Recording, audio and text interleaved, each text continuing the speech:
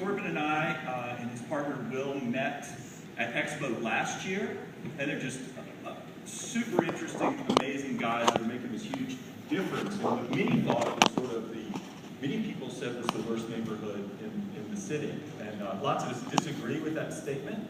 But what I love about Corbin is literally like, he's the dude with the pickup truck who is out there on the front lines making stuff happen. And he's just an awesome, awesome, awesome guy. So, I wanted you to hear from a bit of Corbin's story, and I wanted my friend Brian Kim to kind of curate that. So if you will please welcome those two fellas to the stage.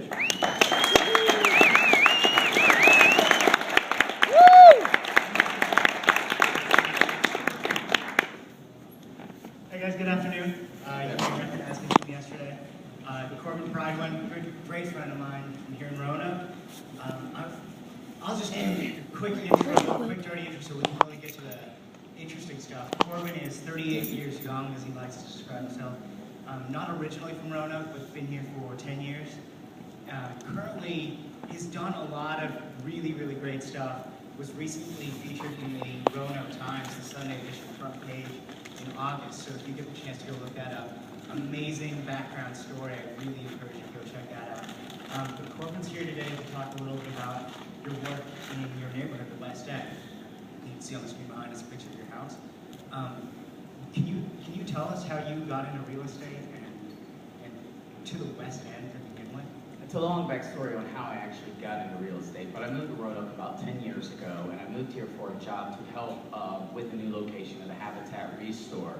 I never did take that position. My background is building maintenance, repair, and education, and while I moved to Roanoke and looking for an apartment, I just noticed a lot of things in disrepair that needed to be fixed, and I'm the kind of guy that likes to fix everything. If it's broke, I want to fix it. There's got to be a way.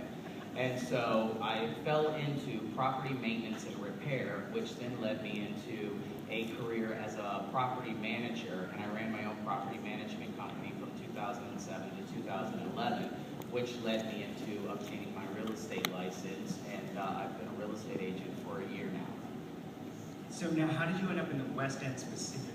Because as Ed mentioned, like West End, as of a few years ago, had a pretty nasty reputation. It did. 10 years ago, if you would have told me I was going to live on Chapman Avenue, I would have told you you're out of your effing mind. I wouldn't have lived there. Upon having a property management company, I had a business partner that wasn't the nicest of individuals, and that led to a really nasty business dispute that split up. We co-owned the house that we shared together, and I chose to walk away from my one investment in Roanoke to move to this home here on Chapman Avenue. It wasn't where I actually thought I was going to go. I had convinced an investor to buy this house, and he paid $25,000 for it and was boarded up. And I said to him, I'm in a situation and I need a place to live. I'm interested in buying this house. If you did nothing to it, what would you sell it to me for? And he said, I'll sell it to you for 10 grand more than I paid for it. So long story short, I bought a house on Chapman Avenue, and I ended up paying $47,777 for it. Corbin, so I know you and your partner Will, and you guys are quite different people. Can you talk a little bit about the details of the neighborhood, how, for example, your partner reacted when you wanted to move in? Yeah, my partner's a big old sissy. And to say the least, I said we're moving to Chapman, and he said, what? That wasn't going to happen. We had some friends that lived over there in the area, and it was still very, very blighted, and there was still a lot of activity going on. It wasn't the best that we wanted to see. We've got a great video. Can we cue that video? It sort of depicts one of the major turning points for Corbin and this neighborhood. I love the historic homes, the character, the charm, and it's a great neighborhood. Corbin Prywood moved into Mountain View in June and says he likes the direction the neighborhood is headed, with the exception of one problem he's trying to fight. He says prostitutes frequent this area off Chapman Avenue. Middle of the day towards the afternoon, we'll have anywhere between 3 and 4 prostitutes sitting under the trees here. That prompted Prywood to take action and post taking a stand within my community, letting them know I live here. I'm not going to tolerate this. This is my home. At night, the sign out in front of his home lights up, drawing even more attention to Prywood says he's contacted police numerous times and believes they ought to help him clean up the situation. situation. They're working fairly well, I think, to what they can do. I just would like to see more of it. Maybe some laws like Richmond or DC, the no prostitution zones. Another concern he sees is that all of this is going on just a block from the West End Center, a place where kids receive after-school programs. Prodwood just wants to see the illegal activity end in a place he loves calling home. We want this to be a neighborhood, like any other neighborhood, where you can go outside, you can sit on your porch, and you don't have to worry about a drug deal or the prostitutes. Prodwood believes these signs may be the start of creating a better Mountain View lifestyle. So Corbin, when was this footage taken? That was 2 years ago. Okay, so it says here Corbin believed that was the start, and I think that it is a common belief and understanding that that really has been a tremendous starting point for the West End neighborhood. Can you talk a little bit about what you're doing now? I know Kristen's here today, and just a little bit of what the work you're doing today. Well, my background being building maintenance, repair, and liking to fix things. I flipped a few homes when the real estate market was good, and then it fell out in 2009. I knew that we had roughly 649 homes in the neighborhood, with 10% of them being abandoned, boarded up, or blighted. That wasn't going to help my neighborhood at all. I needed people like myself to move to my neighborhood and help add value to the neighborhood. So I found a house, I called an investor and said, I want to flip this house. And he's not really from the area, but he said, okay, let's do it. And so we bought a home, we flipped it, and it sold within a few months. So then another house came on the market, which was right on the corner of where the prostitutes stood, 1127 Chapman Avenue. And that house came on the market, we bought it, and we sold it in less than 30 days. I'd like to, if you could just take a little pause to explain a little bit what you mean by flipping, because you're not just buying low, letting it run down and selling it, squeezing out profit, right? You guys are actually going in and making a difference. Oh yeah, we're actually going in, we're new windows, new electricals, new plumbing, new roofs, you name it. If the house needs it, we do it. We're taking care of all the things to give you a good quality home, and then we're selling them anywhere from $20,000 to $100,000 less than the surrounding communities, and you're getting the same exact upgrades.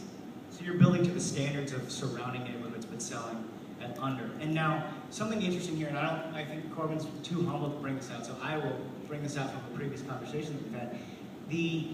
The prices that you're selling at are lower, substantially lower than the prices of same standard houses in other neighborhoods. And that's not just because the West End reputation is bringing down the value, but also my understanding is you guys are actually selling at under real-time present appraisal value. We are. Some of the homes are going to appraise for more than we're actually selling them for. We're not out to make $1 million on this. This is what I eat, sleep, and breathe. So for me, it's not just a job, it's a duty. I love what I do, and it's my passion. With that being said, every house that we flip in Mountain View, we plan to take that money and then turn around and put it into the next house so we can self-fund our own company. Now, are you trying to singularly be the king and champion of West End, or? Absolutely not. We have many folks that are in the area helping. Habitat has built 12 plus homes in the neighborhood, which means we now have 12 new families, and they're all new construction. Habitat has also started buying blighted homes as well, and they plan to start renovating them as well. TAP has come in, and they have done several houses and sold those houses. So there are other people involved. We have a few other small investors that are starting to come to the neighborhood and see the change, and they want to invest as well. Okay, and another point of humility here that we've just missed. Corbin was telling me the other day that you got a call from a real estate broker who was inquiring about how much he would value what was a local duplex, and he was suspicious about telling you where it was and what it was. Can you just? He didn't want to give me the address of the home in fear that I might run and go buy it from him before he gets a chance. There are more than enough houses in my neighborhood. I'm not going to get to everyone, and I welcome anybody that wants to come and invest in my neighborhood. I don't need to be the only guy out there swinging a hammer. We have 649 homes, and 649 homes, they all need work, and not just the blighted ones, but we have a lot of older generations that still live in the neighborhood, and they need a lot of work on their homes. We're not trying to push them out. We're working on ways to work with a lot of other programs so that we can get their homes repaired to the same standards that we're seeing in the surrounding homes that we're doing. So I am not a native Roanoke, and the Roanoke that I know has been through very much the context of Expo, my visits here, and then luckily, thankfully, this my last summer that I worked with Ed, and through that and my friendship, my close friendship with Corbin and Will, I've spent a good amount of time in the West End, and the West End that I know is dramatically different from the West End that was being depicted in the video that we just saw. I think there's a lot of movement now, a lot of energy surging around this movement that you are contributing to, that other people are contributing to. I know there's a little, you guys have just secured a CDBG grant, Community Development Block Grant, I believe is what they are. Correct. Tell us a little bit about that. Through the city of Roanoke, we obtained a block grant for $500,000, which is going to transition the 13th Street corridor to Campbell Avenue, which is a key asset to revitalizing the mountain. We're going to be getting a lot of streetscapings, lights, covered bus stops, things that are going to help bring people to the neighborhood. Great. We're sort of running short on time. Do you have any other last thoughts that you want to add? Anything that you want to contribute? You're looking to buy a house, come to Mountain View.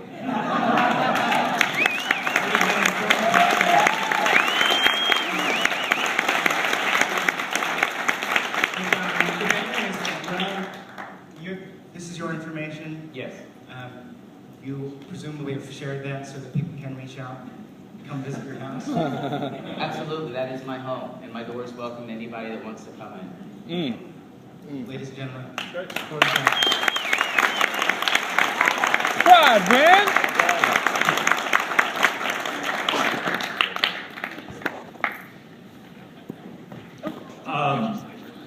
One of the best newspaper stories I think I've ever read, and it's definitely my favorite newspaper story of the last year, is the story that Matt Chittum wrote for the Roanoke Times about Corbin. And you should go online immediately and read that if you haven't. It is so well told and so interesting to do that. So next